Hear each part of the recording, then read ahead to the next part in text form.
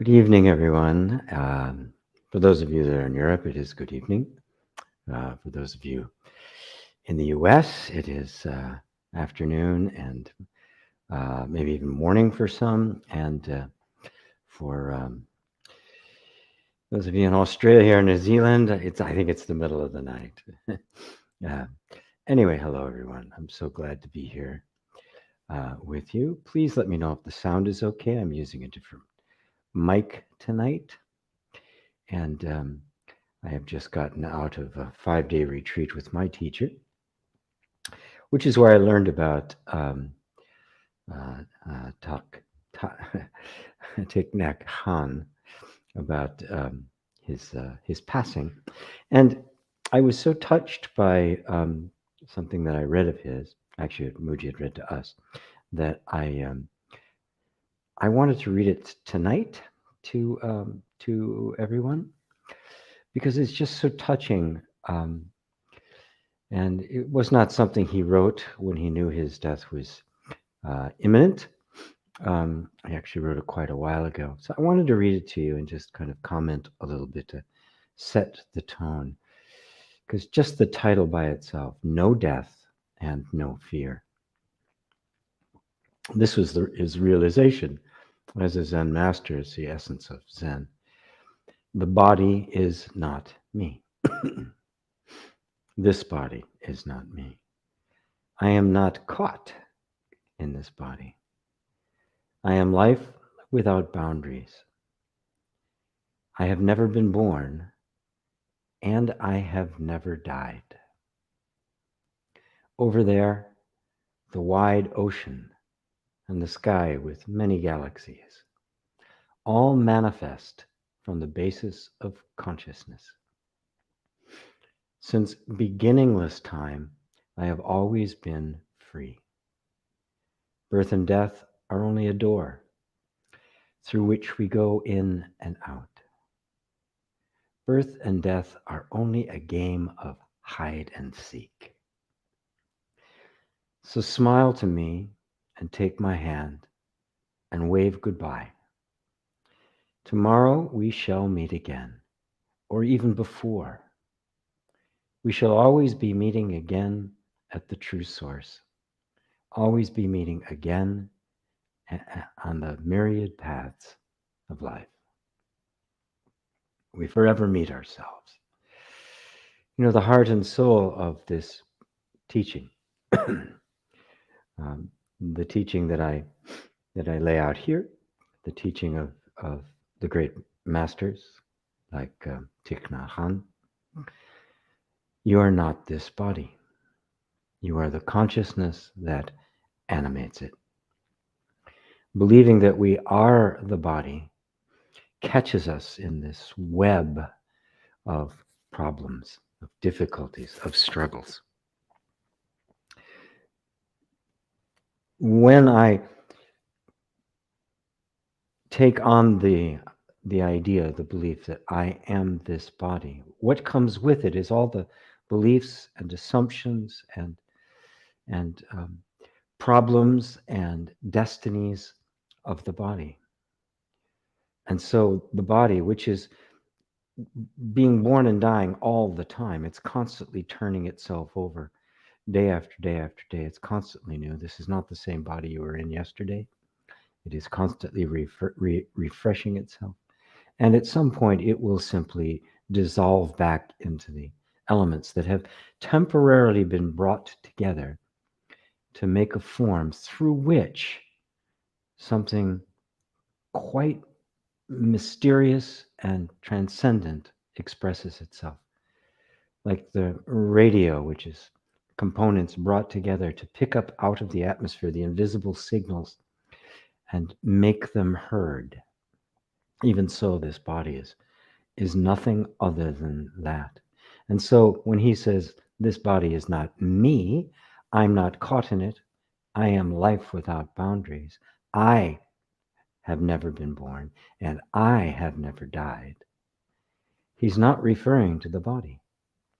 He is referring to the consciousness, the non-localized, non-dimensional consciousness that animates it.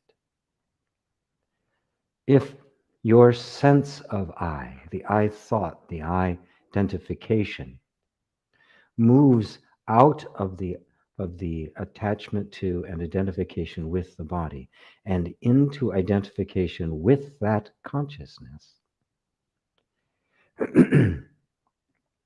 well, then you will no longer suffer the slings and arrows of outrageous fortune. You will no longer experience that sense of limitation. You will know yourself as the deathless I, which in fact is what you are. This is not something you will become. It's not something that someday you will arrive at or you will attain. There is no attainment, for there's nothing to attain. How do you attain what you already are? Like walking around looking for your keys when they're in your hand. How do you find that which you haven't really lost? There is only the idea that you have lost it, and that idea is sustained by the sense of I that believes itself to be this body, confined to this body, limited by this body, stuck in this body, held captive in the body.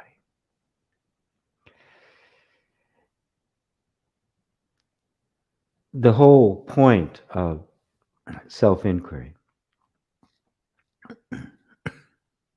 is to break down that assumption that I am the body by observation, by observing that I am aware of the body.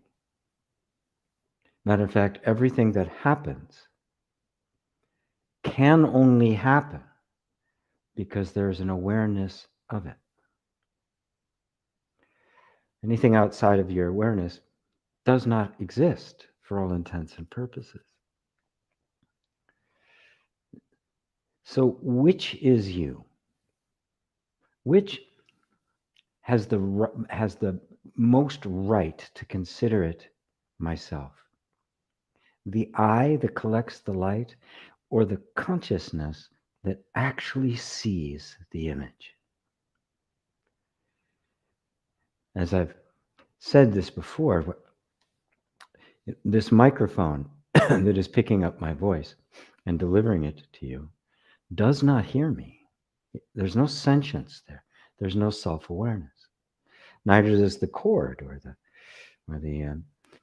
any of the other stuff that converts the analog to digital and sends it over these wires and through countless servers around the world till it finally hits your computer, and then it gets turned back into an analog sound in headphones or by your speakers. And then it starts another journey, vibrating the eardrum. Right? Nothing along that path is cognizant of my voice, what I'm saying. There's no sentience there. The eardrum, does it hear me?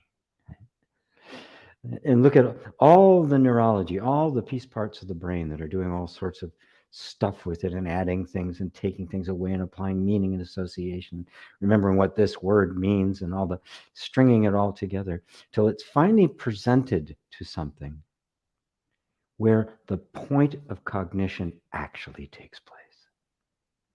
That point of cognition, the thing that actually hears, whereas all the physical structures, all of them, including my lips and tongue and your ear and audio nerves, right? None of that hears.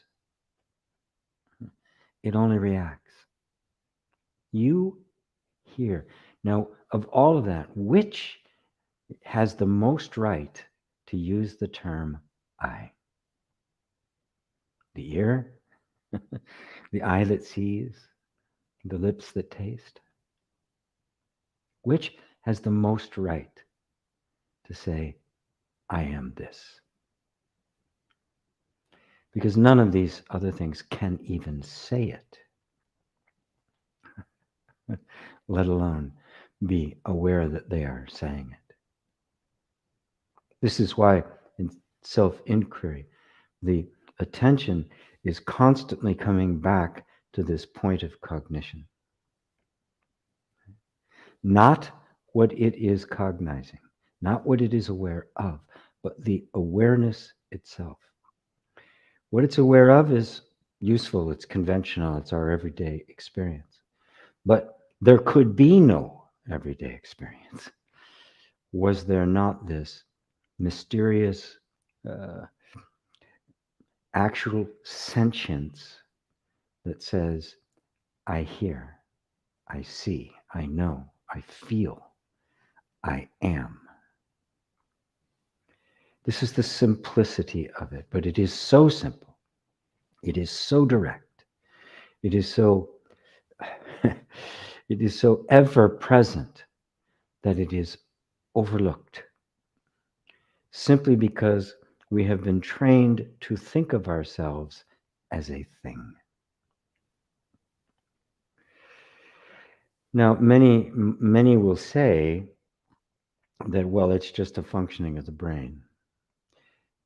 It's even in scientific investigation, that is not a fixed fact, it's a hypothesis, because no such structure has been found. They deny the existence of the meridians in acupuncture. Why? Because they can find no physical structure that corresponds to that model. Yet we have found no physical structure that we can pinpoint and say, there is the seat of consciousness. Right? This is consciousness, right? Any more than we have been able to find the meridians. So it is a hypothesis, one that is, in the Scientific American, there was an article, I can't remember, 10 years ago or something, I can't remember exactly when, talking about the two greatest mysteries in science. One, what is matter? And two, what is consciousness? How did matter give rise to consciousness? Which is really the cart before the horse, because even discussion of matter couldn't take place without consciousness. And so in this view, the view of all things that I present in Satsang, is sometimes called the consciousness only model, that the origin of everything, the source of all experience, is consciousness. That it is not simply aware of what is happening, it's the source of what is happening. It is not only perceiving something outside of itself. What appears to be outside of itself is in fact made of it. It is not localized. It is a field in which everything appears and disappears. So to put our attention there, recognizing that this alone has the authority to say, I am, well, then this must be who you are. Therefore, to know yourself as consciousness, to know the nature and characteristics of consciousness, is to know yourself. And to know that it is not the characteristics of the body, which is only a temporary image, changing like a kaleidoscope, that appears to consciousness, in consciousness, and is made of consciousness. You are the awareness. This is the realization that that was the enlightenment of Thich Nhat Hanh, and this is yours. This is yours to be had. And what I love about him especially, that before I close this off and get to the questions, was like Krishnamurti, Thich Nhat Hanh was also deeply concerned about humanity. He saw it as a wonderful opportunity to be a full and whole human being. My first coming in contact with him was just a little Vietnamese Buddhist monk who was protesting the Vietnam War, as was I, when I was a teenager, and he wasn't that much. Well, he was 26 years older than me, actually. Right? That's the first exposure I'd had to him, and his whole life was dedicated to humane causes. So this path of the realization, the self-knowledge of myself as consciousness, this path is not a divorce from human life, exactly the opposite. It's an embrace of human life on a completely different level. It is the path of the bodhisattva. This simple knowledge of your true nature is the cure, the cure for all human suffering. This is what will bring peace to humanity. When we truly realize that I am that consciousness, and being this boundless, infinite field, there can only be one. And so we are one is an absolutely true statement. Not many just acting together harmoniously, but literally, we are all the manifestation of the same essence. So, with that, I will let Tay go. His nickname was just Tay, and I'll go now to the questions. So anyway, thank you all again for being here with me. As you can see, I'm kind of a little slowed down today because I've just gotten out of a 5-day retreat. I've spent the majority of my time in contemplation and meditation and deepening my own self-inquiry. So now I will say hello to everyone and begin to take your questions. But remember, at the root, at the base of all questions, is really one question: who am I? This is really the question of all questions. Now that doesn't mean you all have to start going, no more questions, just who am I, who am I, who am I? Whatever matters to you matters to me. I will take up anything. But at the essence of everything that confronts us in our life and creates problems and suffering is this essential ignorance of who you are. And I don't mean ignorance in an accusatory way. This is the universal sleep, the universal dilemma, the universal ignorance. This is the universal fall from grace. We are thinking of ourselves as something other than what we actually are. And how can you possibly lead a rich, full, successful, happy life if you're living it as somebody you're not? No matter what you receive, it won't be satisfying. How could it be? Right? It'll have maybe a temporary high to it. It may feel good for a moment, but something will go on. Some thirst will go unsatiated. So hi, Roberto in Madrid. You realize I've never had any goals or prospects in my life as far as I remember. What is the reason why? Is that fixable this time in my life? Could that be the root of my problems? No, the root of your problems is you don't know who you are. When we don't know who we are, and we become aware that we don't know who we are. Well, let me put it this way. It's usually down the road that we discover, right, that we don't know who we are. We think that I've just got these problems and I've got to find a fix for it. And, over the last, 50 years, 40, 50 years, going back to 1980 when the self-help movement and the consciousness movement really began to explode. And the psychology became more gentle and energy focused and widespread, so that we're all aware of conditioning now. I'd never heard that word conditioning, other than Pavlov, in school. Like, I never thought of it in terms of myself. And so we get this idea that I've got problems that need to be fixed.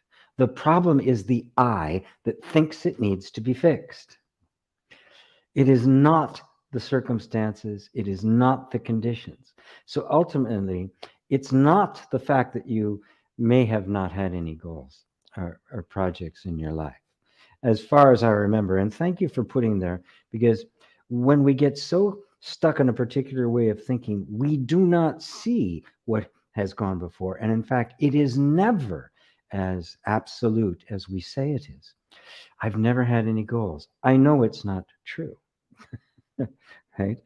I'm not calling you a liar. What I'm saying is that when we get so fixated on something because it's hurting, right, and we can't find an answer to it, we get so fixated on it that it begins to take us over. We think we're so identified with the problem that we become it. And now everything is like that. I've never had a goal. I've never had a success. I've never known any joy. I've never known, and none of that could possibly be true.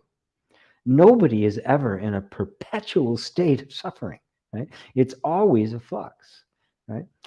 To become free of the flux, right? To free our sense of well-being from the inevitable flux of life is the whole point of this inquiry. So, can problems be fixed? No. Can they be transcended? Absolutely. What is the source of the problem? How do you see yourself? How do you think of yourself? I'm broken, struggling. All of these things are wrong with me.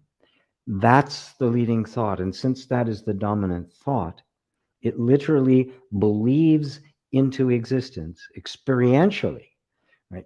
Now, you cannot change what you actually are. You can't. Right? What you are is what you are. But the mind is so powerful, it can create an entirely false version of you and then inhabit it as if it was true, and your entire world will confirm for you that it's true, even when it isn't. You will experience it as if it were true. The remedy: come to know who you actually are. Are you the person struggling with all of these problems? Or are you the consciousness that is aware of it? Now, this is the pivot point, right? In the middle of the pure awareness in which everything is happening, right? None of the experiences you're having in your life could be there were there not an awareness there, right? No consciousness, no existence, right? So that pure awareness has to always be there. Now, in between our experience and this pure awareness, there is the sense I am. This is the firstborn. This is the God of the universe, the I am. Now, that sense of I am can look two ways. It can look back to its source, which is pure awareness, untouched by anything, unmoved by anything, just like the sky is not moved. When a raging storm comes through, it doesn't even leave a trace on the sky. It is completely untouched. Right? This awareness is untouched by everything that it experiences. It is pure experience. If the I, when we say I have had this, I've realized that, I've never done this, if that I turns around and at least begins to identify with the unmoving, unmovable awareness that is its source, right? Then it takes on the characteristics of that awareness, which is pure peace and stillness. If, however, it turns this way and identifies with all the activity going on, the sense I am identifies with the thought I that says, I am the body, I have these problems, I'm stuck here, I've got this is a mess. If that I am identifies with that, well, then that becomes your life, your lived experience. And we have all had the experience of thinking something was really true, right? Acting out it was really true, and then finding out it wasn't. This is the story of the snake and the rope in the Hindu tradition, right? Mistaking the snake for a rope. In the dim light, we think, and all the fear is there as if it were a snake, but there's no snake, right? It's completely in the mind. But there's something beyond the mind. Take the eye and turn around. Start walking back towards the pure awareness. Now, as you try to do this, because the habit is so strong, there's all sorts of things. Yeah, but this isn't going to help anything. How is this going to fix anything? You need some solutions here. We got real problems. You're going to hear this over and over again, right? None of it's true. All of it is just this conditioned, programmed, mindless, repetitive voice that doesn't even have a sentience to it. That voice that says all these things and comes up with yet another reason why everything is horrible, that voice is like Siri or Alexa or Google, right? They speak, they use the word I, but there's nobody there. There is no sentience. Where's the sentience? You have the sentience, do you not? Where is the attention going? Wherever your attention goes, that will create your life. That will create the experience that you call your life, wherever that attention goes. That's the power that you hold. Turn it around. Bring it back to the place that is utterly still and perpetually content. And then you will be eternally still and perpetually content. I love you, brother. I think I covered the second half of your question in the first. Yeah, right there too. Hello, Rosario. Good to see you. And Robbie from Romania. Wonderful. Samu. Hello, this is Samu from Finland. I'm new here and friend of Johanna. Hi, Johanna invited some folks.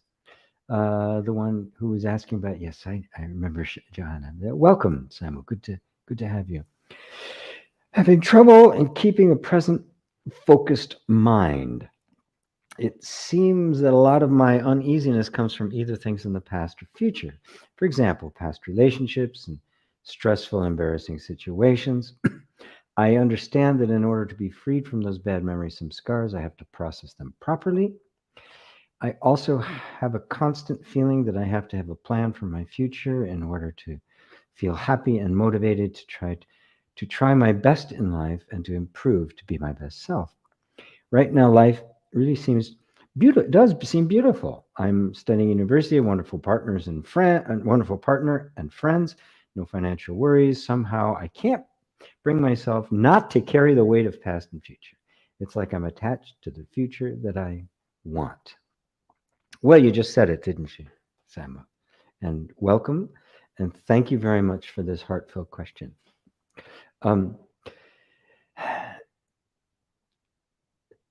We use terms like I must be attached to something, and I want you to feel into that for a second. Because if the recognition of an attachment doesn't bring a sense of freedom, if it brings an increased burden, well, then no, then what it is you've kind of internalized a spiritual platitude. You should let go of your attachments.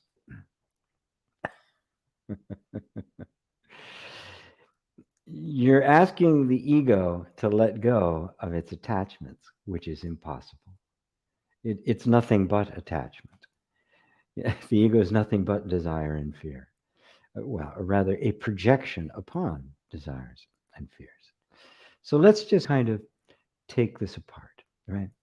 Now, I love the fact that you pointed out that your life right now is like really good, right? And it sounds that way. Um, uh, you have a wonderful partner, Samu. I think you're a woman, so you're a young woman in university studying. It's a great time in life. Everything is open and the possibilities are endless. You have a wonderful partner. You have great friends. You don't have any financial worries. You obviously have great friends. One of them invited you here. No financial worries. So this worry, this concern about the future and the past is incongruent with where you are right now, isn't it? It doesn't make any sense, right? And that's it's a very significant thing for you to notice, because when you notice that these feelings and stuff don't seem to fit the actual experience I have, you know perfectly well what you're dealing with is the conditioning. Now, you used a word here that I like. Um, bad memories, samskaras. Samskaras are, there's a little bit more to samskaras than just bad memories. In the West, we've kind of interpreted vasana, samskaras, maya psychologically, right? Uh, what we're talking about is the conditioning in the body. And when you take the conditioning, right, that we've all experienced, and you extend it over multiple lifetimes, and you now have vasanas or samskaras, right? You have these very deep tendencies, tendencies that are not exclusively to a single lifetime. It is the tendency to identify with form, which is what creates lifetime after lifetime after lifetime. Now, having trouble keeping a focused mind. All right. Who told you that you had to keep a focused mind? Again, it's a spiritual idea. A lot of people talk about it. It's a kind of a spiritual platitude. I'll make sure that I'm not clipping on the mic here. It's a spiritual platitude, right? That yes, we're supposed to keep a focused mind, right? Not just spiritual too. Law of attraction, focus for what, 17 seconds for 8 times or something like that. And shift your vibration and all of that. So what does this do? This puts a pressure on us to do something, right? Right, and it sends us down this path, and we don't ever seem to be able to do it. I can't focus. I can't hold my mind still. Right, you can't. Can you hold the wind still? Can you stop a wave coming in to the shore? Can you jump in a stream that's in the rapids and hold back the water? If you see the mind is just thinking, it's just the process. It's another process of life, right? You can't stop your heart from beating. You can't stop food from digesting. Thank goodness. You can't stop hair from growing. Thank goodness, because I got a horrible haircut not long ago. Right? So first I would go, well, wait, okay, so I don't have to stop it. So what is this all about? This whole thing with meditation and well, what we have to do is learn that what the mind has to say isn't true. They are simply old patterns of thought. They're habits that come up. And so it's pretty much says the same thing over and over again. Sometimes it'll say the same thing in different ways, but it's always saying the same thing. I am the body. I am a person. I am limited. I am stuck. I'm not good enough. I'm not valuable enough. It's always saying the same thing over and over and over again, right? And it never tells you the truth. So we don't have to like keep the mind focused. That's impossible. What we do need to do is to recognize that it isn't telling the truth, so we lose interest in it. What sustains the mind, the ego, the wandering, is the attention that we give it. And so when I'm trying to focus it, I'm feeding it with all sorts of energy. Right? Now, Because you are the source of energy. Remember, consciousness is at the root of all of this. It is the source of everything. Right? So it is consciousness that is creating the mind. So if I want the mind to become well-behaved, right, I simply withdraw my attention from it. Because it has no energy of its own. It must get it from you.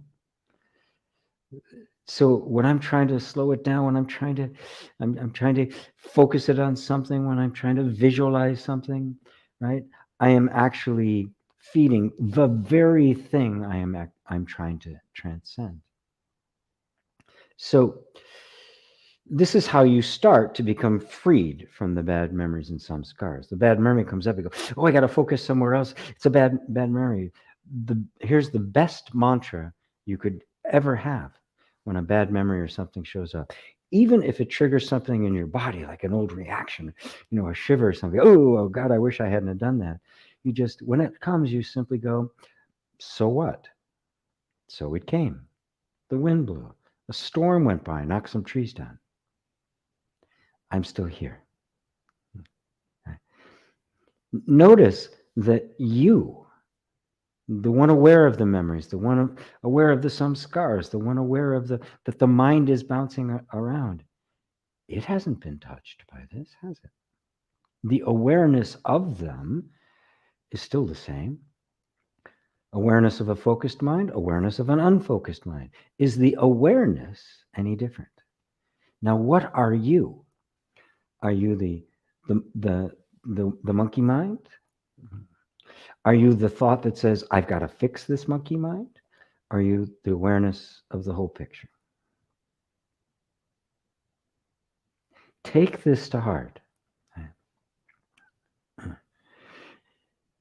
Now, this isn't to say some things can come up that can be very, very challenging, right? And the more you allow this inner space, where awareness just really lets whatever come, right? Some really intense stuff could come to the surface. Now, there are some techniques I know to help with that when they do, but the ultimate, the primary focus is to shift this relationship you have with your experience, so that it's no longer this burdensome thing that you have to fix, or there's a problem with me that I have to fix. Right? Notice how much of a sense of failing you have because you can't do these spiritual practices. Buddha couldn't focus his mind. Minds aren't meant to be focused. They're meant to be ignored. And then they eventually go into quiescence. And when you need it, you pick it up, you do something with the mind, you put it away. Right now I'm using the mind to talk. Right? But the mind isn't generating the meanings that I am putting into the words. Right? The mind is only, operating things to get the words formed. It's consciousness, it's self-awareness that is actually dictating the meaning, the word that will be carried by the words. And so just notice that in your particular situation that, okay, these things are coming up. They're obviously from the past, right? And then, of course, we've all been taught to worry about the future, right? What's it going to be like? Am I going to have this? Am I going to get a job? Right? All of that kind of stuff. And so these things are going to be there. And to keep your attention right here in this moment, oh, you know what? My life is really good right now. And I'm going to just actually really enjoy this moment. Right? And if something comes up from the past, you notice it. You go, okay, there it is. Sometimes it may require some processing. But you know what? I go to the processing last. I'm not a therapist. I'm not a life coach. I'm not, I don't assume, let's process everything. Oh, it came up. Oh, great. I don't make my living processing things. Right? So first I go, okay, can we establish a different kind of relationship? So we're not just assuming everything that comes up. Oh, it needs my attention. It's important. I've got to analyze it and take it apart, and then I got to become freed for it. I got to tap on it or something. Oftentimes it's like, oh yeah, there it is. Okay. And that's it. That's all it takes. And if that's all it takes, do we really want to go dredging it up to say, oh, is there more there? Who cares, right? If you just stay here in this moment, whatever needs to be dealt with will come up. And at first you just notice it and you remember who you are, that it's just appearing in awareness. If it's persistent, it may need some attention, right? It may even indicate something you're still holding on to, a sense of identity, a sense of attachment, right? And that you can now begin to step a big step back from the identification with our problems, right? And go, okay, this was just inviting me to go even more deeply into myself. Oh, it's not necessarily a bad thing then, is it? So let me see if I've covered all that. Yes, that feeling of having to have a plan, that's conditioning. We were all taught that. When it comes up, you're acting it out. You're at university, you're studying something. That's a plan for the future, isn't it? Right? You're not in university for the sake of being in university. It's because you're learning skills. You're preparing yourself for whatever it is that life is going to give you. So you've got the plan. But we get into such habits of this. I gotta have a plan. I gotta have another plan. It's gotta be a bigger plan. It's like what happens after college, right? You don't. You can see how this can be endless, and this is all the mind, and you don't have to pay attention to any of it. This is all just the repetitive thinking, right? We've all been programmed by it, right? So there's nothing wrong with you. There's absolutely nothing wrong with you. And so don't give the past and future any weight. Right? If they come up with a weight to them, it means it's only an echo from the past where you did give them weight. But right now you can say, you know what, they don't really have any, right? You can bring that conviction to yourself. The future and the past do not have any weight. First off, the future, nobody knows what's going to happen, right? And now we have the most grand example of that. Nobody saw that coming, a worldwide pandemic that would put the entire planet and everyone on it into lockdown. Nobody saw that coming, okay? So we don't know what life is going to bring. We don't know what's going to happen in the future. So recognizing that, you realize that it's just the habit energy of the mind, which thinks that if it can imagine something going wrong, it'll be able to do something about it. What we really want to do is cultivate the inner resources that feels as if no matter what happens, I am its equal. And in terms of the past, we only have to concern ourselves with, don't turn the past into a concept, something that has to be explored and dug into. Think of it as simply what is appearing in this moment. Because it's all happening right now. Whatever happens in this moment, that's all you have to concern yourself with. And if there's something there that's really strong, just be with it. Just be with it. And if it persists, there's other things we can do. But for somebody who's new to this path, I think that's a really good start for you. So thank you, Samu. I hope I covered it all. And I'm very happy you brought that question to me. And obviously, I gave it a lot of time because there was a lot in there, not just for you, but for everybody. This is the common experience. None of us are that special, right? That our life is messed up in a way that no other life has ever been messed up. It's not true. We are all suffering from exactly the same thing.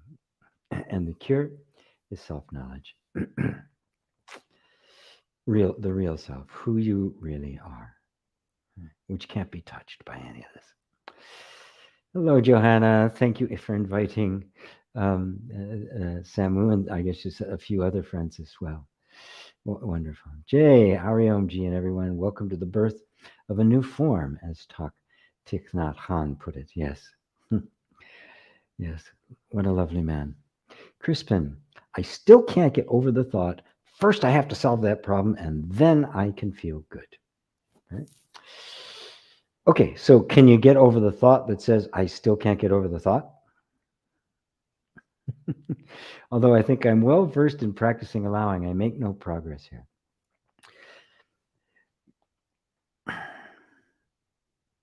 How can I convince you all to stop listening to the mind? If the village idiot calls you stupid, do you give it any credence?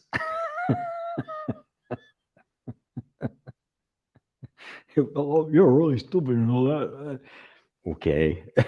I mean, really, this is the whole. We think the mind, what the mind is saying, has some authority, has some weight to it, and it's nothing but repetition. The mind is a computer-like thing. There's no sentience, there's no intelligence, there's nobody there. It is a bunch of thoughts that are in repetition. They are on a perpetual loop, you know? You're in iTunes and you hit the loop button and it just keeps playing the same thing over and over and over again. And then when you think, okay, I can see that when I solve the problem, then I can feel good. Okay, I can see that that's not really true, right? But then it keeps coming and another thought says, you just can't get over that thought, can you? It's okay that it keeps coming. It's a machine. That's what it's going to do, right? And it's going to do that until it's unplugged. And how does it get unplugged? You don't give it any credence anymore. You don't pay it any attention. You don't listen to the village idiot. You go, oh, it's the same thing again. Remember, the thoughts don't have to go away for you to be free of them. As a matter of fact, your freedom will come before the thoughts go away. Because the freedom isn't the absence of the thoughts. The freedom is the presence of the sense of self. When I know who I am, then these thoughts don't matter. Who's the I that can't get over the thought? It's the same I that thought it needed to solve the problem to feel good. It's the same I, and it's not you. This is the I created by the mind, right? This is the storyteller mind, and it's just part of the process, right? It's just part of the functioning of the nervous system. It's not even an enemy. It's not even like there's somebody there to fight with. You know, it's like fighting with a ghost or fighting with a cartoon character. I'm reminded, I've told this story before, but hey, I'm getting old. You guys have to tolerate it.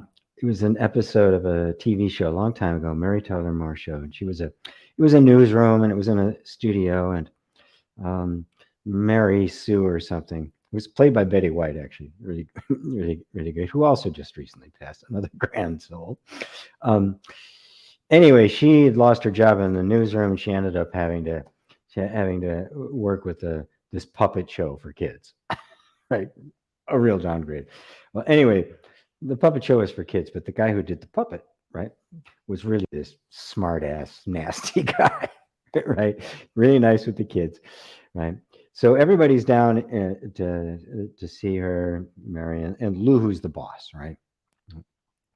And he's having a conversation. Now the guy's still behind the thing, and he's just talking to the puppet, and he's insulting Lou this way and that.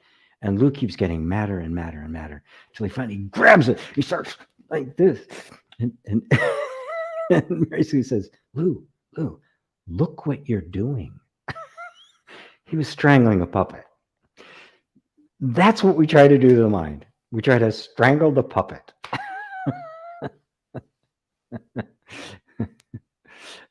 I hope that metaphor lands for you all, because it's funny. It's just plain funny, right?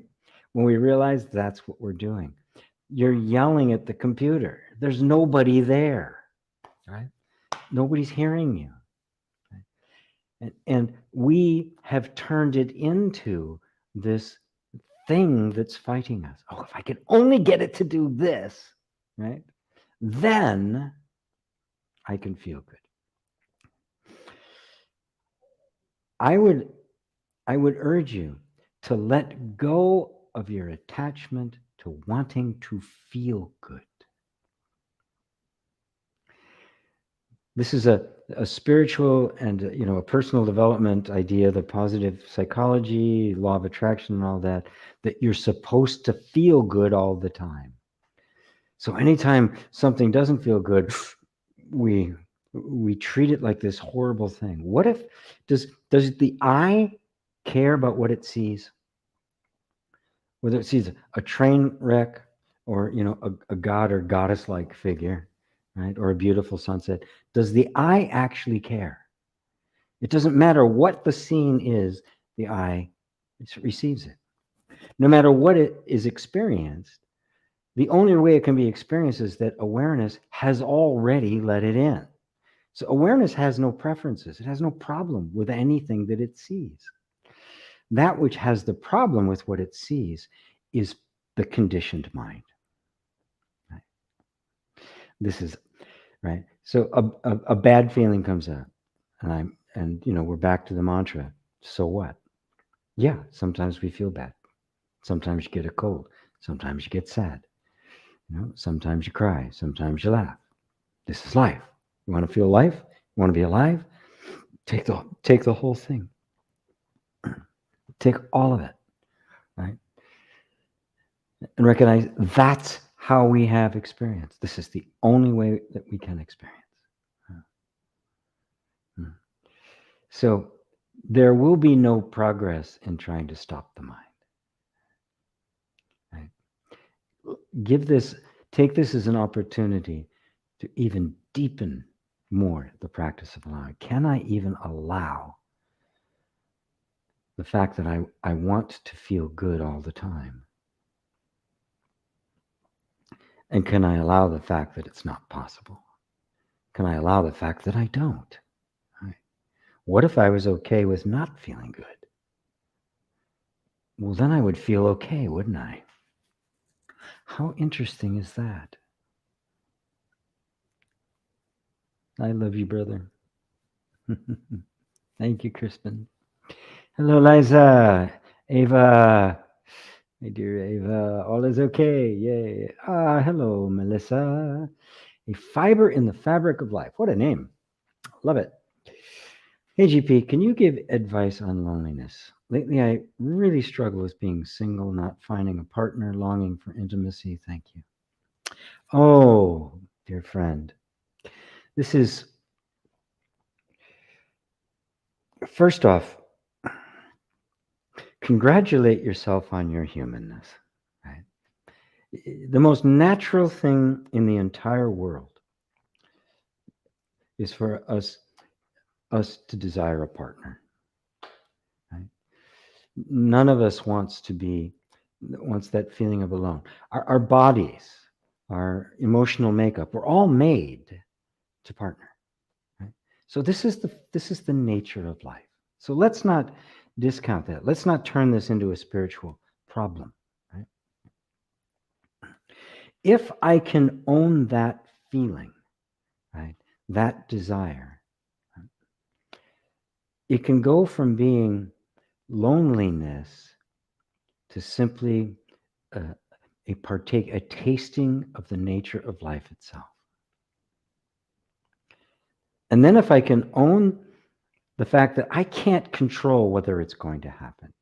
You can't control who you fall in love with, right?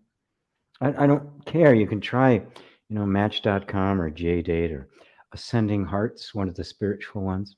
I don't mean to make fun of it like that, but I just did. But nothing, you can put yourself out there, you can network, you can go to clubs, you can do whatever it is that people do to meet each other, right? But nothing can make it happen. Right? It's not something you choose. It's not something you go, I think I'm going to fall in love today. Right? When I look back over my life, You know, it's never been a choice, and it's never showed up the way I thought it would. You know, it never looked like it did on my vision board. Right? So the feeling of the desire is life itself, its nature. Right? If that wasn't there, none of us would be here. Look at life; it's nothing but desire. Right? Every creature everywhere is this. It is the energy, the moving, the motivating energy of life itself. It is the progressive energy, whereas fear is the protective. Desire is the progressive. It's what causes it to grow, to evolve, to live. So you're feeling the most natural and powerful thing in the world, right? Now the mind comes in, right? It's going to say, "I'm never going to find anybody." Even the thought, "I'm struggling. I don't want to be single. I don't want to be single. I don't want to be single." That's the mind that's overlaid onto what is completely natural, turning it into a problem to be solved, right? And the moment that happens, this desire becomes what we call loneliness. So now the natural desire comes up. My mind says, "Oh, this is loneliness. I'm suffering now. This is horrible. How do I get rid of it?" And it's only because the mind labeled it as loneliness that it's a problem. Otherwise, it's just life. Now, what if you could simply allow that desire to be there, even when it was really intense? What if you could recognize that this was the juice of life, right? And you couldn't have fulfillment if you didn't have the desire, right? There'd be no fulfillment without the desire. They are one, they're not two. The desire is simply the first appearing of fulfillment. And the more intense the desire, the more ecstatic the fulfillment, right? It is a cycle. This is Shiva's wheel. Right? You cannot separate the two. So at this point, you take this desire and you turn it into a prayer. When a desire is cherished as an absolute fact of life, as part of life itself, that you want to taste life, right, and be life, well, at that point, it becomes a prayer. And when it becomes a prayer, you have the ear of God. And by God, I don't mean somebody up in the sky granting stuff. You know, "Oh, God, give me a partner." I mean, it's like, this is here. It's here for a reason. I completely release all of my attachment and my attempt to control it. I accept completely that it feels this way. If it didn't feel this way, the fulfillment wouldn't be so damn sweet. And I just give it over to the universe. Right? You created this in me. I didn't create it. I didn't make this desire. Right? You did. This is part of life. Life made it. Life has to take care of it. Life takes care of life. This is how you begin to release this into the hands of God, if you'd like to put it that way, you know, into the universe, if you want to put it that way, into source energy, if you want to put it that way, right? But we don't create these desires. They're not personal possessions, you know, any more than my desire to eat is a personal possession. Right? It is the nature of life itself. And then what you're doing without even knowing it is you're actually transcending it. You're going to a place that embraces life lovingly and compassionately and is at the same time transcendent to it. So there's a oneness, there's a unity to it. And that awareness that is transcendent to it, that is God. That is what you are actually appealing to. Not a God out there or a universe out there, but the pure nature of being itself in here, which is your true self, which is what all prayer really goes to. The universe is here, right? And this is all a manifestation of that. And then be prepared. Be prepared to be fulfilled. Right? But don't throw your mind into the future thinking nothing about the fulfillment, because the fulfillment is a direct response to this. So cherish this, live in this, become so capable of being with desire, even when it's not fulfilled, that you find the joy in it, the sweetness of it, the life in it, the vitality in it. How's that, a fiber in the fabric of life? Beautiful. Facebook user is just catching this. Hello, Facebook. Oh, Sally. Hi, Sally. Blessings from London. Blessings to you. There's David and Elaine. Love and greetings from both. What an absolutely beautiful quote from such a beautiful being, Thich Nhat Hanh. His form will be sorely missed. When I heard it, I have to say I got weepy. It just, and then when Muji read that to us, I was just,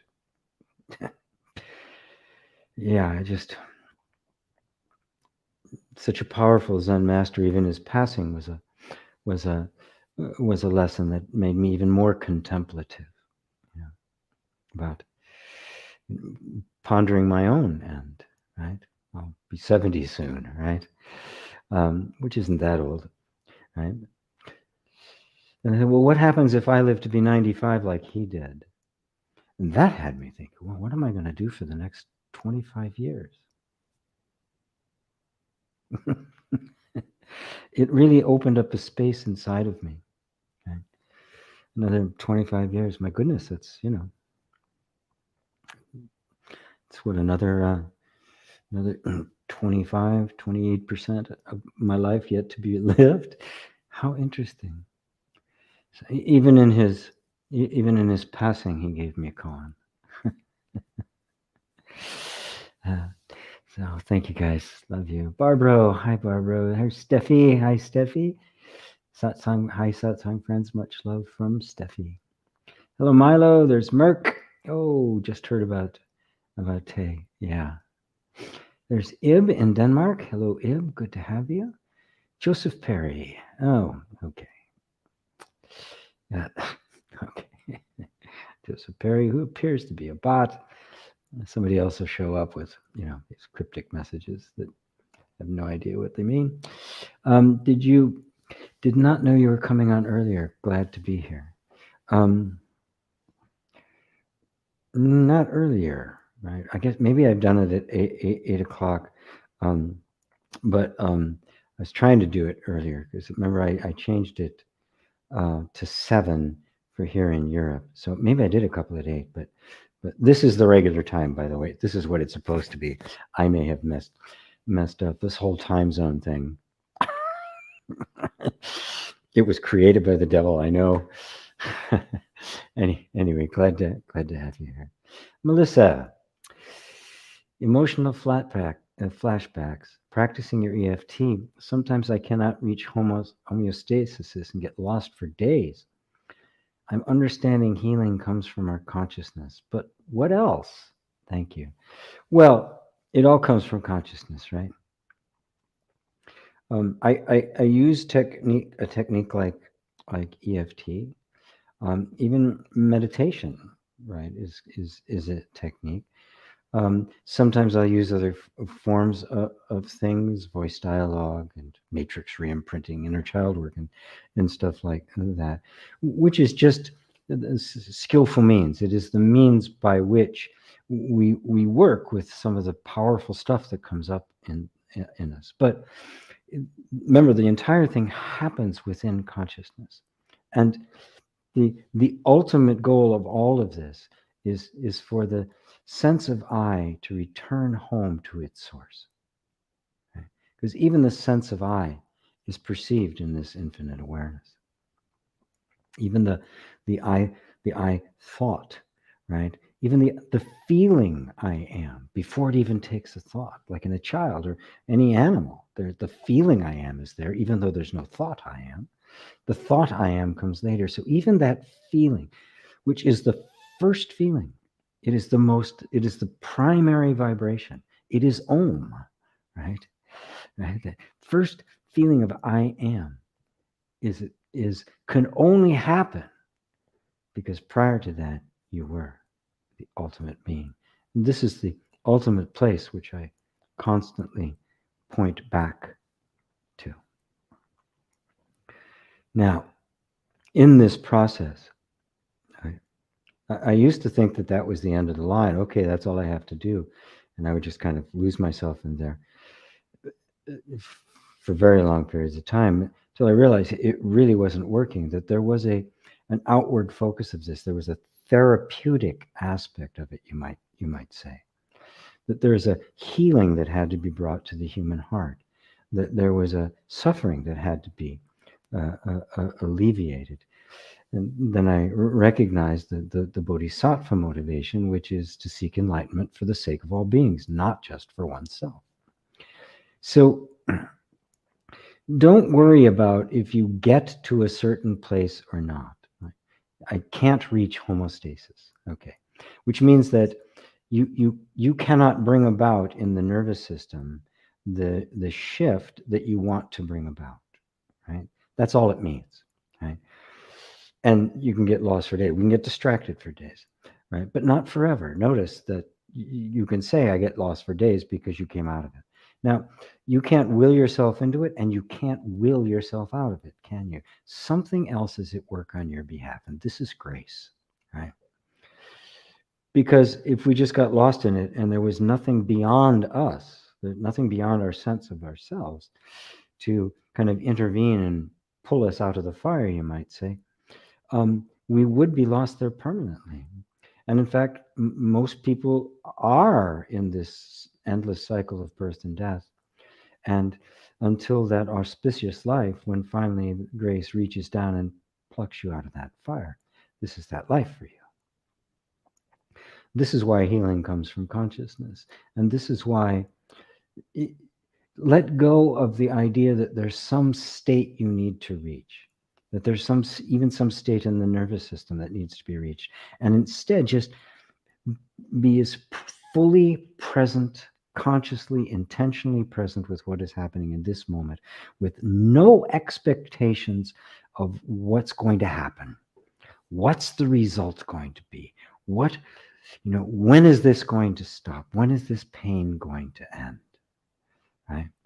Put all of those thoughts aside and stay present. Right? There's no need to torment ourselves. Right? If I stay present and I'm just with the feeling, right?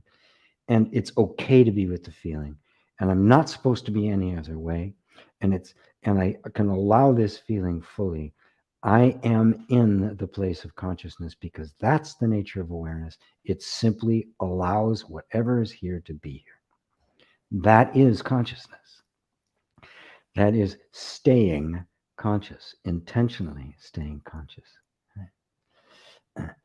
And yes, you'll have emotional feedbacks. I have them. All of a sudden, somebody just kind of bubble up from the past, right? Okay, thank you, right? And sometimes it can get intense, and I'll just tap with it. You don't even have to go through the whole, formal tapping process, right? Just feel, because all this does is communicate. It's okay. It's okay. We can be here with this. It's okay, right? Because obviously, the body wants to get away from pain, right? And wants to get away from the discomfort, right? But when you can't get away, stay with it. It's okay. We can be here, and that's consciousness, right? And of course, that's where, exactly as you said, that is where healing comes from. That conscious presence and the willingness to stay present, which means to stay conscious, right? And knowing full well that, if you blank out, if you can't handle it, if you get completely distracted, you got to do something else, right? Right. Notice that when you're doing something else, you're not there anymore. It's fluctuating, right? Right. But even if you're completely lost in the sauce, something comes back and says, "Come on, Melissa, come back." Right? This is the hand of grace. And we're all under grace.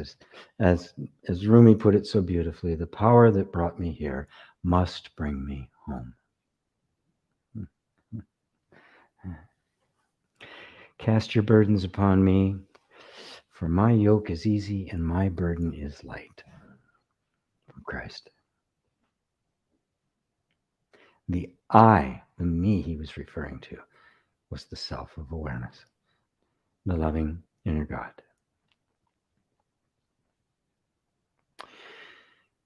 Is that good, Melissa? Does that help? Beautiful. Hello, Scott. Hi. Anyway, you could explain the difference between eyes open and eyes closed self-inquiry. Open experience seems to be dominated by vision. Eyes closed seems to be dominated by feelings. I realize we are not feelings nor vision, but I suppose the experience seems to be different when I believe the experience of the two should be the same. Right. Well, you can drop that belief. Yeah, because it is just a belief. No, the experience isn't the same. Right. Remember, your nervous system is always simply reacting to what it is experiencing, to whatever information it's getting. Uh, for we humans, 80% of the information we get is coming from our eyes. It's coming from vision, right? So if you are sighted, somebody who is blind has a very different experience of the world, and they have a very different relationship with their other senses. But you're sighted, so when you close your eyes, the nervous system is attention is immediately going to start going other places, right? And it's going to be completely different because what it is experiencing is different. Therefore, it's reacting different. Feelings are going to be different. Everything's going to be different. This is why in meditation I have people close their eyes. In most meditations, there it is, unless it is meditation on an object, or like in Soto Zen, you're meditating facing a wall, but the wall is empty, so your eyes are open, but you're looking at this empty thing. When you close your eyes, there's a natural tendency for attention, which wants to focus on something, to let go of the visual and start to put its attention on feelings. Now, this is good because you have removed attention from its normal 80% of the time external focus, and you've brought it closer to you. Right? So looking all the way over there is very far away from you, but when you close your eyes, you immediately come to here. And as you begin to explore into your body, you'll be coming closer to you. And then when you notice the feelings and sensations running through the body, the emotions and all of the thoughts,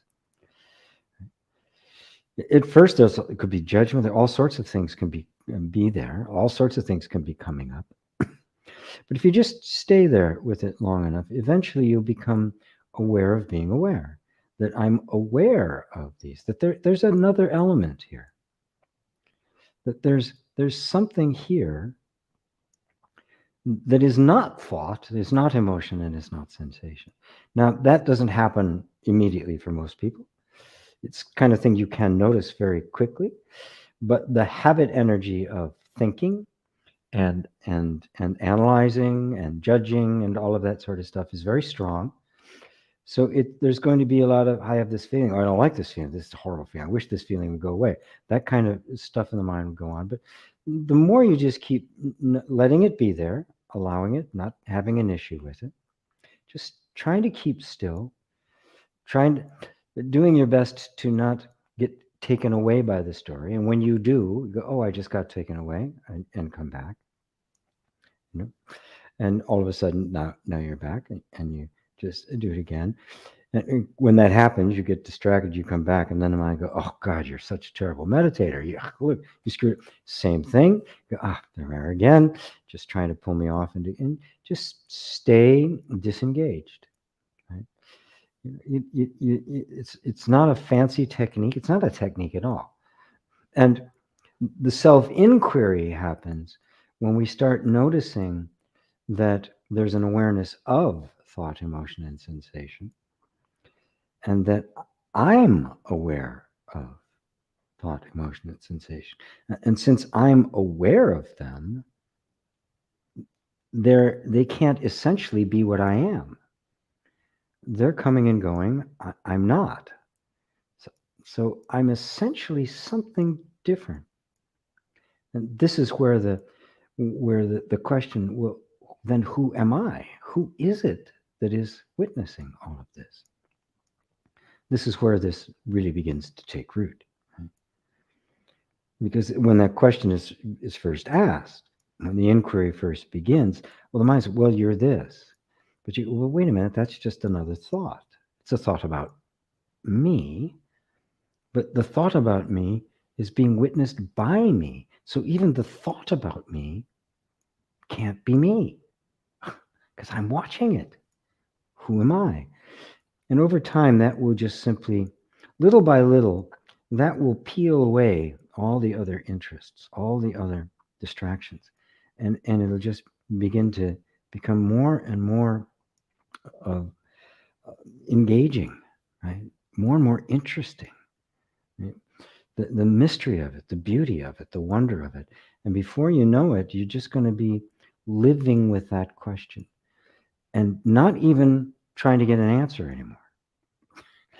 Because all answers would just come from the mind, right? Until find that you are the answer. Right? But I just gave away the punchline, but don't pay any attention to what I just said. Does that help, Scott? Yeah. So let me go over this one more time. Yeah, they too should be the same. No, there's no such thing as two same experiences.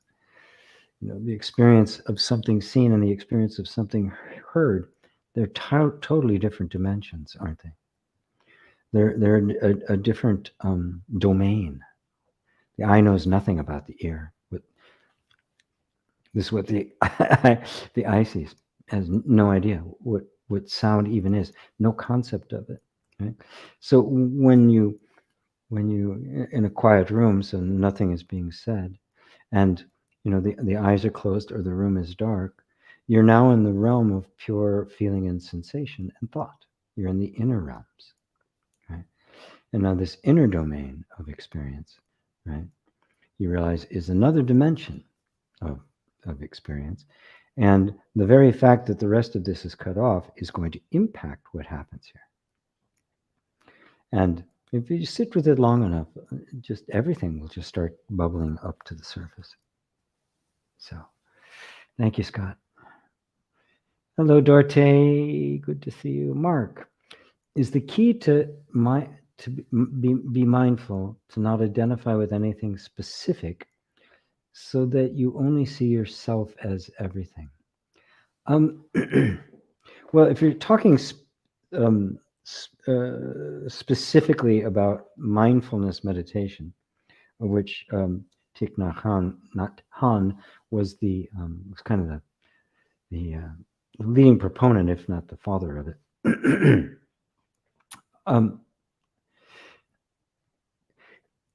Is a way of simply keeping the mind focused on what's actually here. So if I'm eating mindfully, I'm actually tasting the food. If you watch yourself, and this is part of mindfulness, just watch yourself eating. The first bite, oh God, this is really good. Second bite, third. By the fourth or fifth bite, you're almost not even conscious anymore. You're just eating, right? Right. But if you notice that, that's mindfulness. You go, oh, look, I'm not actually tasting the food anymore, which means my mind has gone somewhere else. My mind has said, okay, I know this flavor, like this flavor. There it is again. There it is again. I don't have to pay attention anymore. Right? It's kind of like when you walk. When you walk someplace regularly, like daily or something, like you walk through a park, right? And the first couple of times you may notice a statue or something, and there it is. And after a while, you don't see it anymore because it doesn't change, right? And the mind is forever looking for what's different. This is part of the protective mechanism.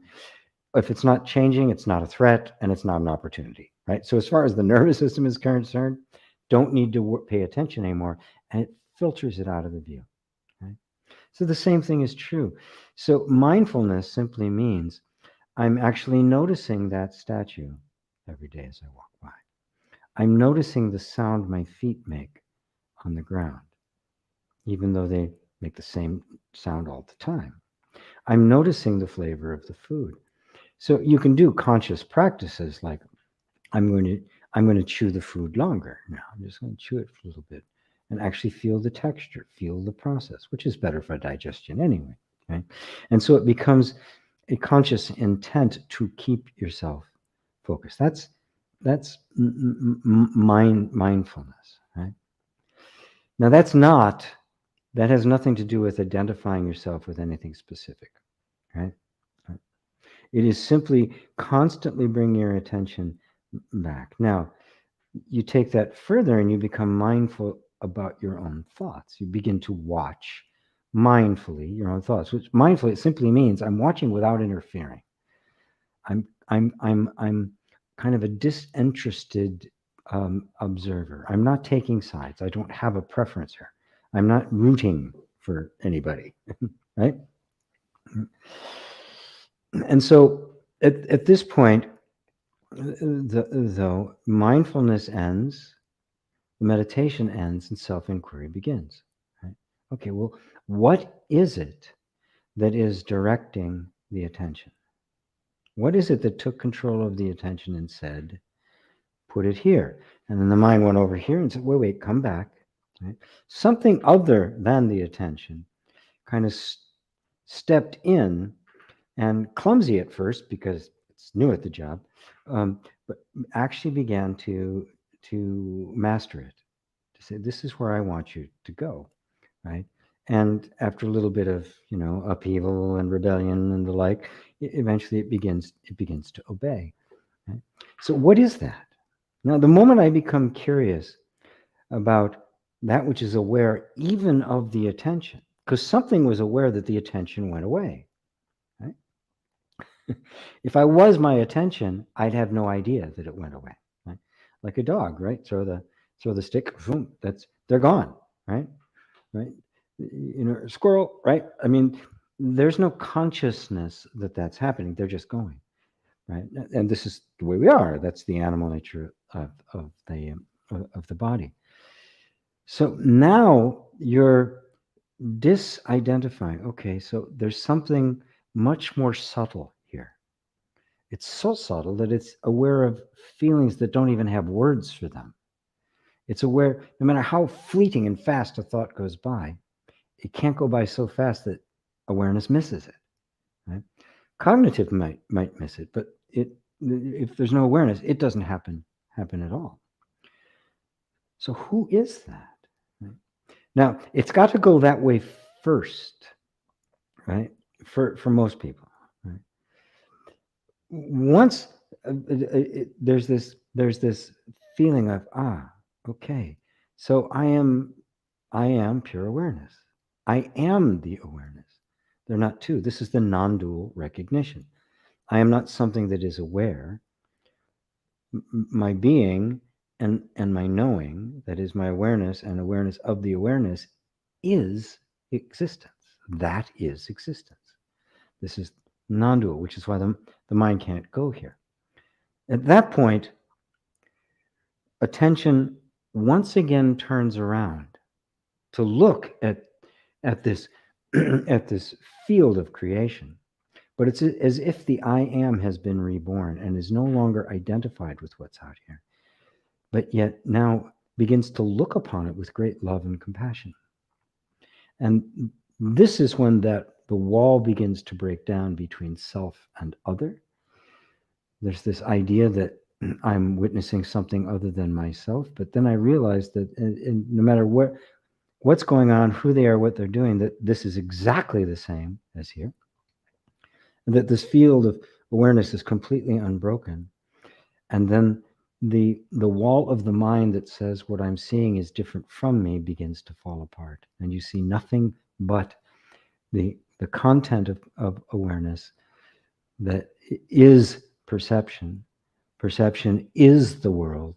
The mind is the world. And that's when that feeling of being everything emerges. And then it's a dance between the two. Right? I'm everything, I am nothing. I'm everything, I am nothing. And there's no contradiction in it because it's a non-dual recognition. Does that help, Mark?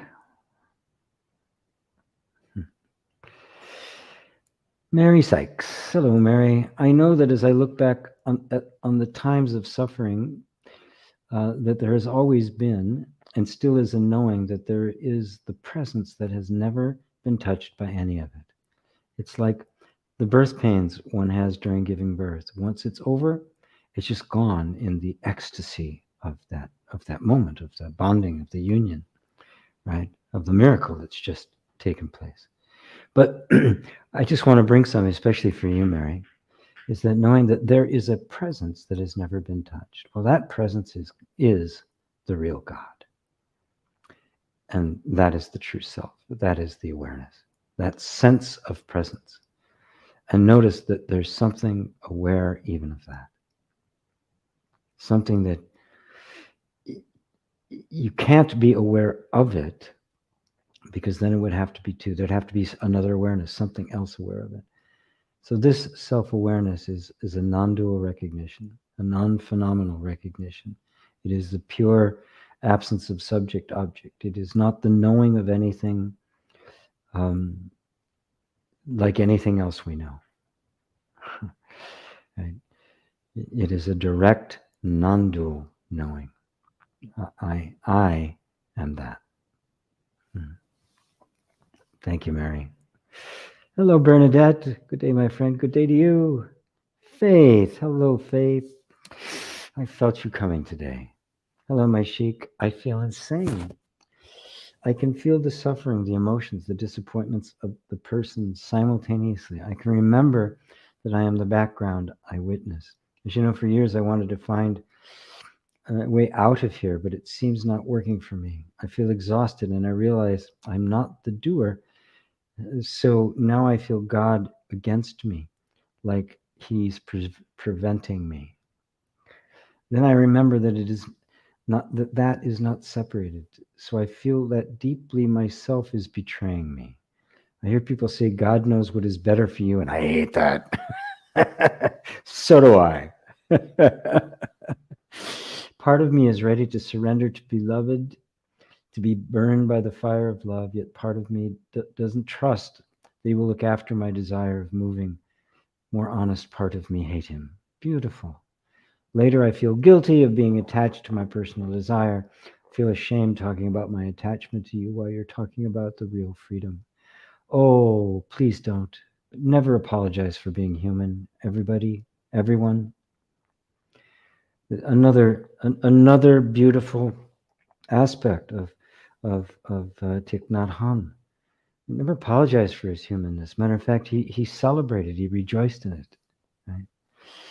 Celebrate your humanness. Right?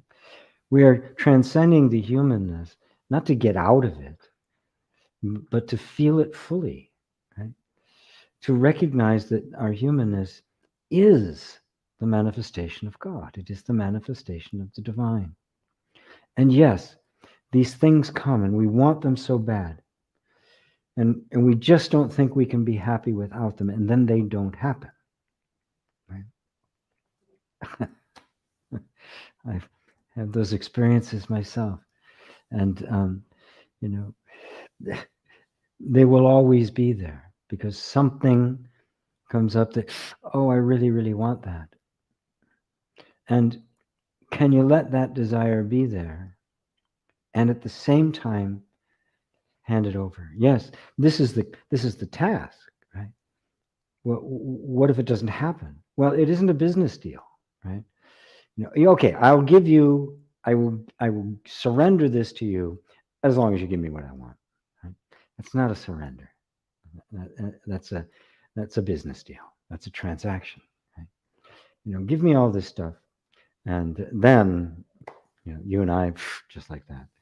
That was actually Jacob after he had a spiritual experience. He went off about, God was in this place and I knew it not. It was Peniel. He had the dream of the ladder coming down from heaven, and the angels were ascending and descending on this ladder, right? And this great dream, and he wakes up and go, this is great. God is in this place. Tell you what, God, take care of me. Give me everything I need. Give me wives and children and cattle and stock and everything. And boy, will I worship you.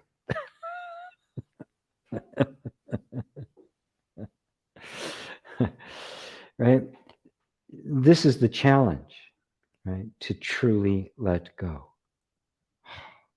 It's not easy. Right? I would never say that it was.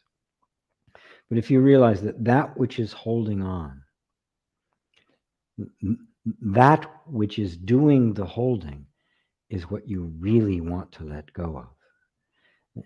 Not the desire, right? But the part that's holding on to it so tightly because it's convinced it can't be happy without it, right? And of course, as long as that is dominant in the system, you won't be happy, right? You won't be happy while you're waiting for the event that's going to make you happy. And this is how most people live their lives. Yeah. God knows better. Yeah, I hate that too. And when most people say that, they think of this God up there who's manipulating you. We're talking about the God in here. And the way to get to this God who does know what's best is by letting go of what we think is best, right? It's a higher wisdom, but it's not out there somewhere. It's not a God manipulating circumstances. It's the higher wisdom that is yourself.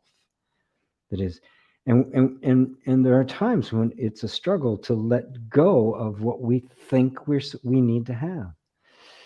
You know, and sometimes we really do need to have it, right? And we have to let go of it anyway. Sometimes you let go of things that you really, really, really want, right? And that would make an enormous difference. Right?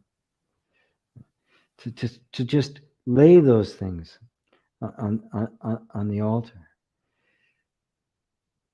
Now, that doesn't mean you don't continue to work for the behalf. You do everything you can to make it happen, but you realize there's a point at which, you know, you're just doing everything you can, right?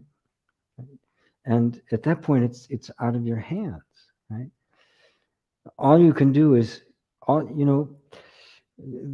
the artist shows up at the canvas. They show up at their medium. There's nothing that guarantees that if they do, that masterpiece is going to happen. But what else do they do? They're an artist. What do? They show up with their paints at the canvas and they paint. The musician shows up at his instrument and he plays. The composer shows up at the piano and he writes. The writer shows up at the computer, their notebook, and they write. You don't know if the greatest thing is going to come out or not. Nobody can predict it. Nobody can guarantee it, right? You just show up. And I commend you, Faith, because this is what you're doing. You are showing up over and over and over again. You haven't let go. It's hard. You want to.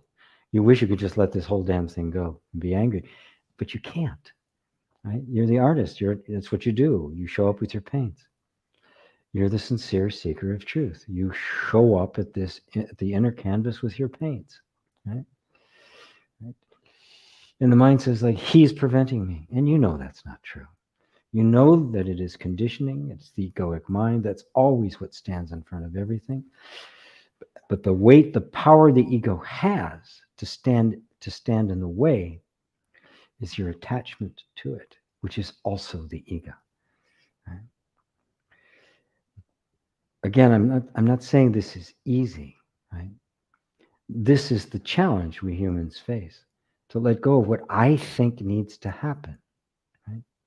To allow things to be as they are, to accept that things need to be the way they are now, and to accept that because they are that way. And then let go of all my ideas about what I think is happening. The idea that, God is preventing me from having this. It's just a concept. You don't know that. Right? You don't know what's preventing it. That's the bewilderment. And the mind wants to make something up, right? It's God's fault, or it's even say the ego's fault, it's my fault, I'm not doing enough, right? All of those are ideas that we've come up with, thoughts. They're just beliefs. If you set them all aside, what do you actually have? I have a deep desire to move to to move to a country where I'm more free to be who I am, right? And it hasn't happened. That's all that's actually happening. All the rest, all the questions why, don't entertain them for a second. Cherish the desire, continue to do what you need to do, and just be with that desire as if it was a newborn child that you were trying to bring into the world. Right? Like it was the greatest idea ever that you needed to give birth to, and you didn't know how to do it. Right? And just cherish it and keep letting it go. Whoever gave me this desire, you didn't create this desire, remember? There's plenty of people around you who don't have that desire. They just want to stay where they are. They're happy with things as they are. Something inside of you is calling you to this other place. Right? You didn't create it. If you didn't create it, it's not your responsibility to fulfill it. The power that brought me here must bring me home. Right? So don't take this on yourself as a personal responsibility. Our human person does not have anywhere near the intelligence or creativity or power to make anything happen. Our sense of ourself is too small.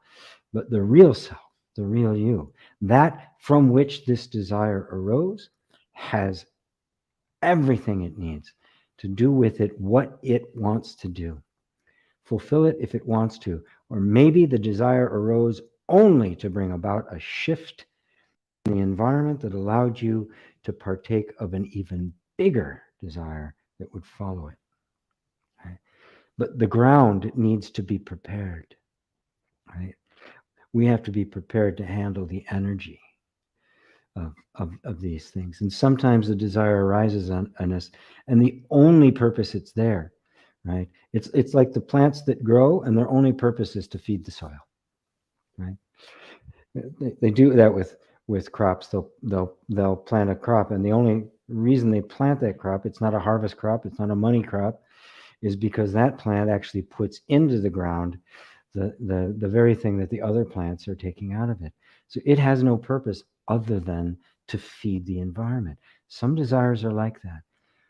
Just be patient with you, and be patient with this, whatever you want to call this power, Allah, God, Buddha, that is bringing about in you the transformation that will eventually fulfill all desires. It is the wish-fulfilling lotus. I love you, Faith. It's so good to see you. Hey, monk. Suffering is inevitable. If the consciousness desires happiness, suffering will still happen in that pursuit. If it seeks suffering itself, it won't be a surprise, but it will still be felt. Yeah. Suffering is simply my emotional resistance to what is happening now. If I desire happiness, that means I am projecting happiness onto some future event, a person, a place, a thing, a happening, a feeling, something, right? Which means I am affirming for myself, I am not happy. And I affirm it so strongly that it becomes my lived experience, which then seems to exacerbate and push even further the urge to grasp for the happiness. And you can see it's a never-ending cycle. The happiness that you think is in the object is actually in you. Turn around. Don't look at what's on the screen. Look at the projector. That's where it's all coming from. Bernadette, withdrawing intention, would that be the same as not looking for gratification or support when you say in a breakup? Withdrawing intention. I think you mean attention. Would that be the same as not looking? No. It's not like we have to control it, right? What I mean by withdrawing attention from the mind, I'm not saying that you are like, I'm not going to feel my feelings, right? Because exactly the opposite is needed. We need to be fully present. When I'm saying is that what the mind says, when you have a breakup, right? Your heart is broken, right?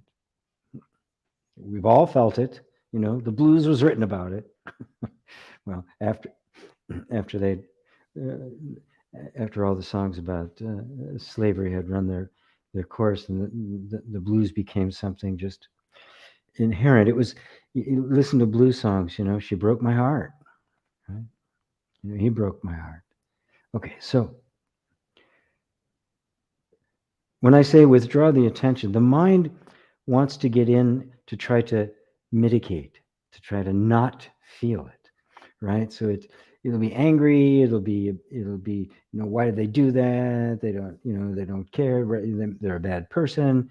Blah blah blah, right? And then it'll all sorts of things for you to simply not try to feel it. What I say is feel it. Let your attention be fully with what's actually here, and that's the feeling. I don't have to pull away from that. I want to pull my attention away from the story about it, which keeps me from actually feeling. Right? And of course, you want support in that. As long as the support is supporting you in staying present with what you're actually feeling. If the support is giving you more reasons to be distracted, and is just going to engage in, boyfriend bashing, right? Then it's not really supportive, right? The way the fastest way to the end of grief is to feel it completely.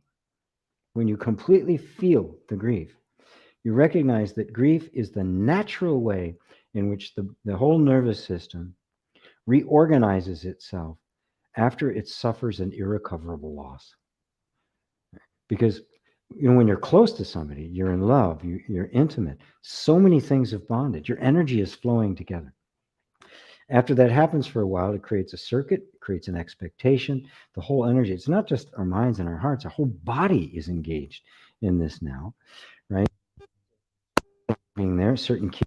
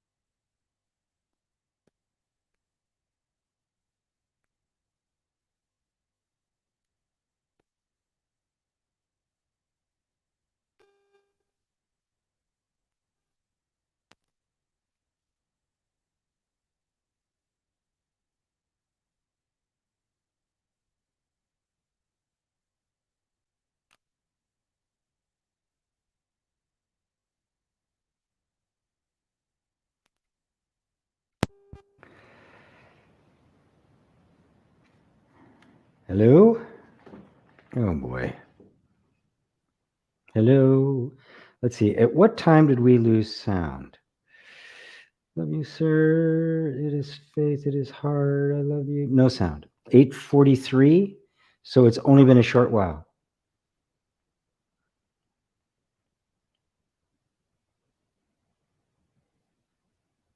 Is that right?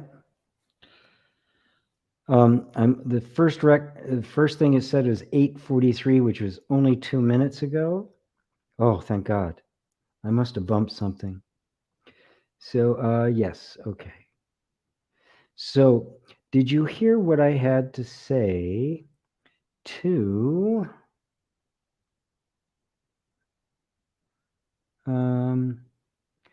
Bernadette.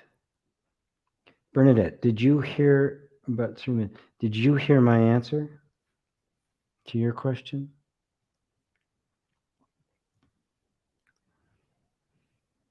Did I get cut off in the middle of Bernadette, or did I complete it? If somebody will kindly tell me, unless I've gone south again, but no, it seems to be okay.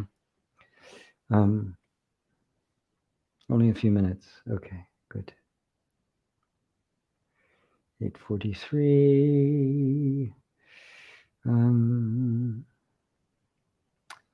So, okay, Bernadette, I'm going to move on here. If I didn't answer your question, please let me know, and I'll go back to it. Brent said, "Love you, GP. Absolutely a legend. Love you too. Hi from Bulgaria. Hi, Ivan. Good to see you. Hey, GP. I love the village idiot comparison. Thank you. Is the New Age idea of raising your vibration a waste of time then? Does being in observer mode naturally cause this, and this in turn causes the positive to be attracted into your life without wanting or being attached to that part of it?" Yeah, that's what happens. Raising vibration, which simply means I'm happy. I'm happy. I'm loving. I'm sensitive. I'm aware. I'm nuanced. That's all that it means. In the New Age idea, it is an attempt of an act of will to force something to happen, which is really ludicrous. The more you are withdrawn into the simple observing and becoming aware of who you are, some sounds upstairs. The more naturally all of the fight, the conflict, it kind of comes out of the system. What happens? It naturally raises. And yes, obviously, if I'm in a great mood, the world looks better. Things just tend to happen. I'm not coloring it with anything anymore. So it's not even that it attracts things, right? As if they're out there to attract. It's your whole perception shifts, and your perception is the world. You don't experience the world as it is, you experience the world as you are. Right? Simple as that. Is this how we create our lives, or is it predestined? No, it's not predestined. And we don't create it. If you ever listen to a good jazz player improvising, it is neither it is not being created as an act of will, right? A premeditated kind of thing, nor is it predestined. It is a spontaneous happening. Life is a series of simply spontaneous events, like the frames going past a projector onto the screen. That's the actual way it works.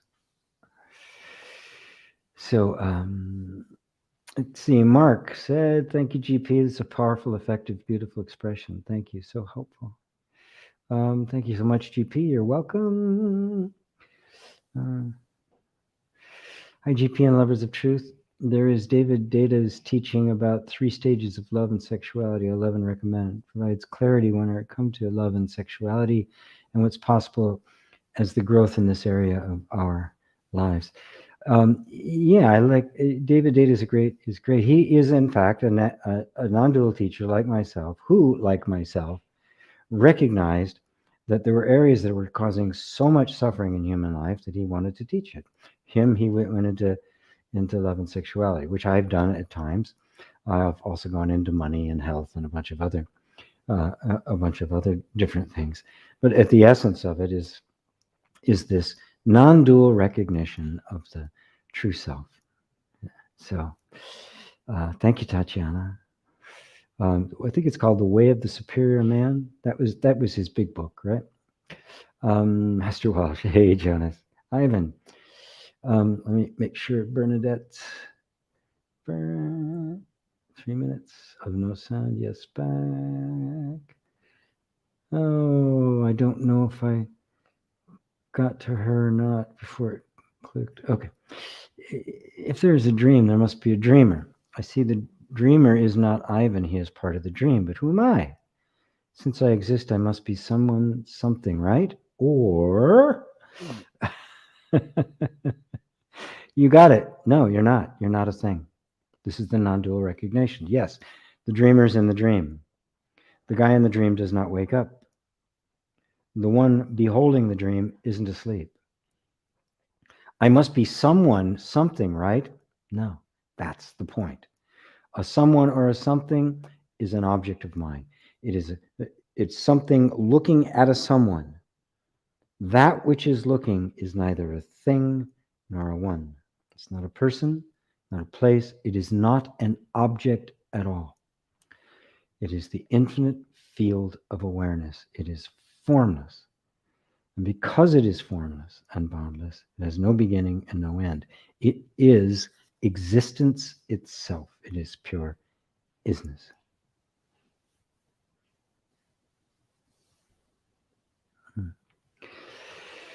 And I'm running a little low on time here, so I'm going to pick up the speed here. Before I leave you on that, Ivan, this is the challenge. This is the non-dual challenge, because there's a point at which we have completely withdrawn. We see that even the dreamer is in the dream. Ivan is the dreamer, and that you are the one looking at Ivan. That Ivan is a construct of the mind that you have identified with, and that which has identified with it is the sense I am. And even that is being seen by something. Can the ultimate perceiver itself be perceived? That's the question. If not, how then do I know who I am? Right? Normally, when we process that question, who am I? We're so used to an object, we're looking for some definitive answer. Oh, there it is. That's what I am. Gotcha. But then you go, well, wait, I'm looking at it. Can the perceiver be perceived? And if it can't be perceived, then what is perceiving? You are left with pure awareness. You're left with formless consciousness. That being and consciousness are not two.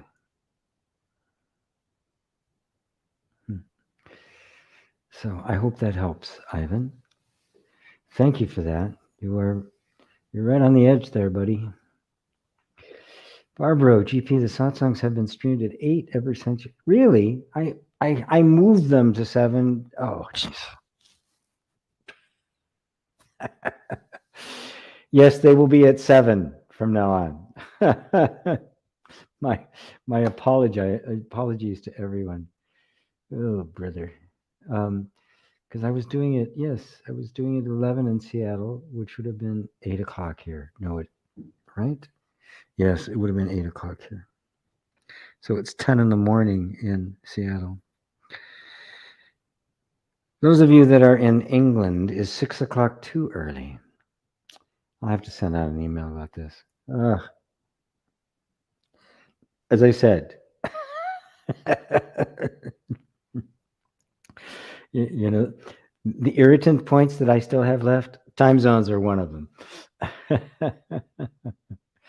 Melissa, Grace, yes, thank you so much, G. This really helps. It does, thank you, says Scott. Wonderful, wonderful. Would love to have a fellow Swede to watch these satsangs with each Sunday in the same space. So beautiful to be as one with another like this. My 2 best friends finally joined satsang. Great. Yesterday with Muji, it was beautiful, so wonderful. Oh, were you there? Did I just hear Mark? If it's my Mark, hi brother. There's hello, Plan. Good to see you. Love your admission, Faith. You're getting a lot of pats on the back. Love you, Sarah. Love you too, Patrick. It is hard. I love you. Oh, perfect. Yes, Faith. It is. I didn't say it was easy, because we're going against the grain of all of our conditioning, our cultural conditioning, our ancestral conditioning. It's a big deal that you are turning inward the way you are. It's a really big deal. Don't be hard on yourself because it's hard. Okay, sound is back. Yes, sound, yay, sound, yay. Thanks, I love listening, Ayanja. It's 2 p.m., just happened to catch it at 1 p.m. I got it. I was late. Now I know I was late. Heartfelt gratitude. I'm talking about satsang. 6 p.m. is okay for SG, but so is 7. So whatever suits. Yeah. The old man's got to get to bed, go to sleep. No, I'm up for a while even after this. All righty. Okay, no more question. Thanks. Bye to everybody. And as I said in the beginning, you were never born, and you have never died. So while you may have experienced lifetimes after lifetime after lifetime, you, the consciousness that had the experience of the lifetimes, was itself never born, and it's never died. It has always been. And when we say always, when I say always,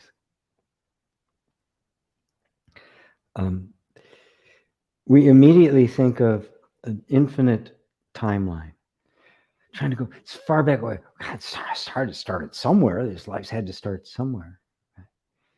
But when I speak of always, what I'm really speaking of is timeless. Just now. Right? Just now. All of the lifetimes appeared and disappeared in the now, didn't they? There isn't a time. There wasn't a past life in that sense. There was only a present life. And in this present life, there's thoughts of other lives. Right? The eternal and the infinite are actually misnomers, because we think of like just the infinite time and infinite space. But the true nature of the self is timeless and dimensionless. It does not occupy space. Space appears within you. Time appears within you. Time is the series of events. Space is simply the objects perceived, but you yourself are not in time. Never have been.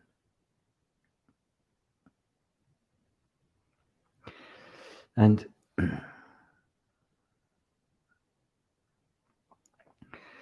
Ivan said, mind is still searching for something. This is the nature of the mind, and this is in the Bodhidharma, the Soto school, meditating on walls. This is that wall is the mind, and it's relentless searching for an object.